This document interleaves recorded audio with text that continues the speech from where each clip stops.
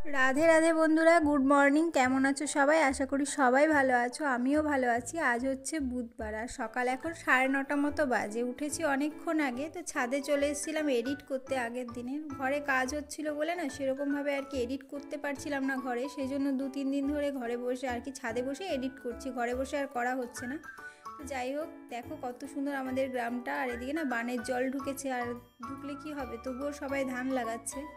ওই আর কি যদি হয়, মানে বান সেরকমভাবে একটা বৃষ্টি হচ্ছে না, মানে মাঝে মাঝে হচ্ছে আবার হচ্ছে না, তো সেই ভরসাতেই আর কি সবাই ধান লাগাচ্ছে। জানি না কি হবে, ডুবে গেলে তো শেষ, আর ডুবে না গেলে সবাই মোটামুটি ধান পাবে এবছর। আর এদিকে দেখো আমাদের নারকেল গাছে নারকেল হয়েছে, মানে এটা আমাদের গাছ না, পাশে মামাদের গাছ। তো নারকেল হচ্ছে সেটাই আর কি একটু দেখছিলাম।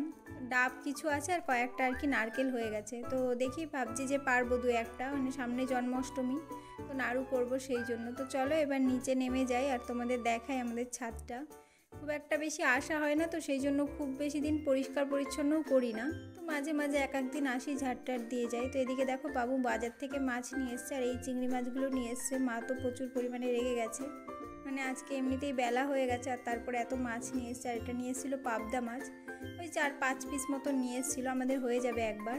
তো আমার আবার নেমন্তন্ন আছে ওই পাশের বাড়িতে, পাশের কাকিদের বাড়িতে, সবাই মিলে আর কি খাওয়া দাওয়া করবো, মানে 3-4 বাড়ি মিলে সবাই মিলে খুদের ভাত খাবো।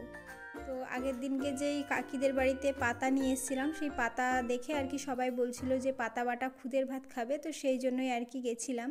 আমাকেও ডেকেছিল, আমার মামি গেছিল, মা যায়নি, যদিও মা চান করে মানে পুজো না দিয়ে কিছু খায় না। তো যাই হোক, মানে কিছু খায় না বলতে ভাত খায় না। তো এদিকে দেখো পাশের বাড়ির মামি এসে আবার এদিকে বেড়ে দিচ্ছে, আর এটা না বাড়ির খুদ, মানে চাল ঝাড়া যেটা বেরোয় ওটা, ওই জন্য একটু কালো কালো। কেনা খুদ হলে আবার সেটা সাদা হয়, একদম ভাতটাও সাদা হয়। তো আলু সেদ্ধ ছিল, লঙ্কা সেদ্ধ, ভাত আর ওই পাতা বাটা, এটাই আর কি সবাই মিলে খাওয়া দাওয়া করলাম। আর কি বলো তো, যাই হোক না কেন সবাই মিলে একসাথে খাওয়া দাওয়া করলে বেশ ভালো লাগে। সে তুমি যাই খাও না কেন দেখবে একটু অন্যরকম ভালোই লাগে। আমার তো মনে হয় অনেক বেশি ভাত খেয়ে নিই আর কি। তো যাই হোক, সবাই মিলে ওই বাড়ির দুই ভাই বউ ছিল আমার, তারপর হচ্ছে মামি ছিল, পাশের বাড়ির মামি, আমি, তারপর আমার ছোটো মামি, সবাই মিলেই গেছিলাম। তো এদিকে দেখো কাঁচা পেঁয়াজ কেটে নিয়েছি, যদিও আমাদের বাড়িতে হলে পেঁয়াজ ভাজা হয়, তো ওই কাকি আর কি ভাজেনি, তো কাঁচা পেঁয়াজই আর কি কেটে নিয়েছিলাম। তো খাওয়া দাওয়া করে এসে আমি আর বাড়িতে কিছু শেয়ার করিনি তোমাদের সাথে, তো একদম রেডি হয়ে এবার বেরোবো, মানে যাব হচ্ছে আজকে আবার ক্লাস আছে। তো এদিকে রেডি হয়ে নিয়েছি, বাজে এখন 3টে মতো, তো আমার 3:30 থেকে ক্লাস। তো এদিকে বেরোবো, আর আজকে দাদা দিয়ে আসবে, মানে বৃষ্টি সেরকম হয়নি, ভালোই রোদ দিয়েছিল, সেই জন্য আর কি টোটো করিনি। তো দাদাও এই টাইমে যাচ্ছিল, ওই জন্য দাদার সাথে আর কি চলে গেলাম। তো কিছুটা আর কি যাই, ওই জালপাড়া পর্যন্ত যাই, তারপরে ওখান থেকে আমি আর দেখো এই রাস্তাটা দেখো কীরকম রাস্তা এটা, মানে আমি আমার ছোটো বৌদি আর মাসির জন্য শেয়ার করছি রাস্তাটা। অবশ্যই দেখলে আমাকে একটা কমেন্ট করো যে আমাদের রাস্তাটা ঠিক কতটা ভালো। তুমি আসলে ঠিক কিভাবে যাবে এটা আমাকে একটু কমেন্ট করো, মানে এত এত পরিমাণে বাজে এই রাস্তাটা, বলার নেই। কাদের কাদের ওখানে এরকম রাস্তা আছে অবশ্যই কমেন্ট করে আমাকে একটু জানিও, মানে এত পরিমাণে বাজে বৃষ্টি হলে, মানে ছেলেপেলেদের যেতে যে কী অসুবিধা। আমরা যখন স্কুলে পড়তাম তখন আমাদের পুরো রাস্তাটাই এরকম ছিল, আর যখন যেতাম তখন তো আর বলতে নেই, মানে পুরো পায়ের মাটি আর কাদা মাথায় উঠতো, এরকম অবস্থা। তো কি করা যাবে, এখানকার সবাই এভাবেই আর কি যাওয়া আসা করে অভ্যাস, সেই জন্য কারো খুব একটা বেশি কষ্ট হয় না। কিন্তু এখন আমি যেহেতু অনেক দিন থাকিনি এখানে, এখন আমি একা মনে হয় সাইকেল নিয়ে এদিক দিয়ে যেতে পারবো না।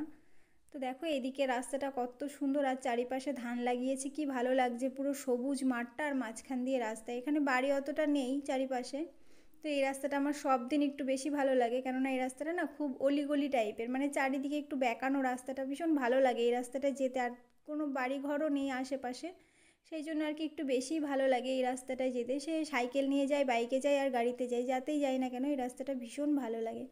তো দেখো দাদা আমাকে জালপাড়ায় নামিয়ে টোটোতে চাপিয়ে দিল, এবার আমি চলে গেলাম ক্লাসে। ক্লাস থেকে বেরিয়ে, ক্লাসে তো আর কিছু শেয়ার তোমাদের সাথে করতে পারি না, ওখানে সেরকম আর কি আমি চিনি না, জানি না, আর সেরকম নিয়মও নেই। তো যাই হোক, ওখান থেকে বেরিয়ে আমি এবার দেখো সামনেই আর রাস্তা দিয়ে আর কি আসছিলাম, আর এটা হচ্ছে ঘুষকরা, ঘুষকরা বিবাজারের সামনেই যে গলিটা, ওখান দিয়েই যাওয়া আসা করি।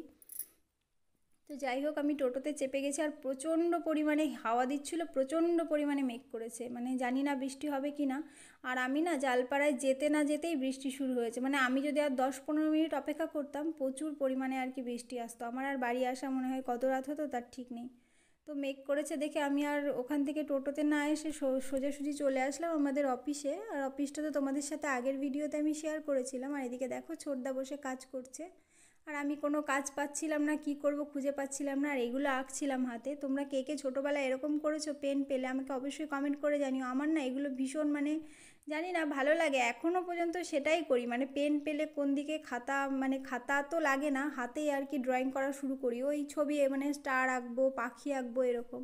আর এদিকে দেখো ওকে বলছিলাম যে বাড়ি চল, ভালো লাগছে না, আমার পিঠ ধরে গেছে অতক্ষণ বসে থেকে। আর ও কাজ নিয়ে ব্যস্ত, আজকে থেকে আবার কাজ চালু হয়েছে, ওই জন্য কাজ নিয়ে ভীষণ পরিমাণে ব্যস্ত। ও বলছিল দাঁড়া 10টা 11টা বাজবে আমার যেতে, আর তখন বাজে সবে 6:30। আর দেখো এদিকে সন্ধে দিচ্ছে, তো বললো যে সন্ধে দিয়ে যাব, আবার বলছে যে রাত 12টা বাজবে তুই বসে থাক। আমাকে যেতেও দিচ্ছিল না, আবার ও তাড়াতাড়ি আসছিল না। কি ভীষণ বিরক্ত লাগছিল যে তোমাদের বলে বোঝাতে পারবো না। ও তো কাজের মধ্যে আছে, আর আমি ওখানে ঠাই বসে আছি, না পারছি আসতেও দিচ্ছে না, আবার ওখানে ও বেরোবে না।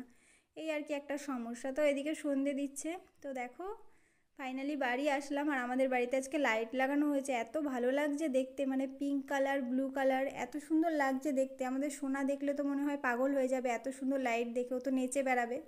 তো যাই হোক আমার ঘরটাতেও আজকে লাইট লাগানো হয়েছে। আমি তো আমার ঘরটা তোমাদের সাথে শেয়ারই করি না, আসলে সেরকম কিছুই নেই আমার ঘরে, শুধুমাত্র একটা খাটই আছে, আর কিচ্ছু রাখিনি এখনও পর্যন্ত। তো দেখো এবার লাইটটা আমি সম্পূর্ণ জ্বালিয়ে নিলাম, আবারও বাইরে থেকে এসে আমি মানে ভেতরে তোমাদেরকে দেখাচ্ছি। এখনও পর্যন্ত কিচ্ছু লাগাইনি আমার ঘরে, যদিও লাইটও ছিল না, সেই জন্য আমি তোমাদের সাথে আমার ঘরটা শেয়ার করতে পারিনি। তো দেখে নাও আজকে আমার ঘরটা কেমন লাগছে দেখতে। মানে লাইটগুলো না দু রকমের আর কি, নাইট ল্যাম্পও হয়, আবার এমনি সুন্দরভাবে আর কি লাইটটাও জ্বলে। তো যাই হোক এবার ফ্রেশ হয়ে একটুখানি শুয়েছিলাম, তারপর উঠে আসলাম দেখি কি কি খাবার দাবার আছে। ওই দুপুরেরই পাবদা মাছ আছে, আমি যেহেতু খাইনি তো সেই জন্যই আর কি রয়েছে, দাদা আমি খেয়ে নেব। আর এদিকে চিংড়ি মাছ করেছিল, চিংড়ি মাছটা হচ্ছে পাতায় আর কি কি ঘটিতে করে ভাপা দিয়েছিল মা, মানে তোমাদের সাথে একদিনকে শেয়ার করব, ভীষণ ভালো লাগে এটা ভাতের মধ্যে, মানে চিংড়ি মাছ ভাতে বলে এটাকে, মানে ভাতের মধ্যে দেওয়া হয় একটা, যাই হোক টিফিন কারি হোক ঘটি, আমার মা তো ঘটির মধ্যে আর কি মুখ বেঁধে দেয়।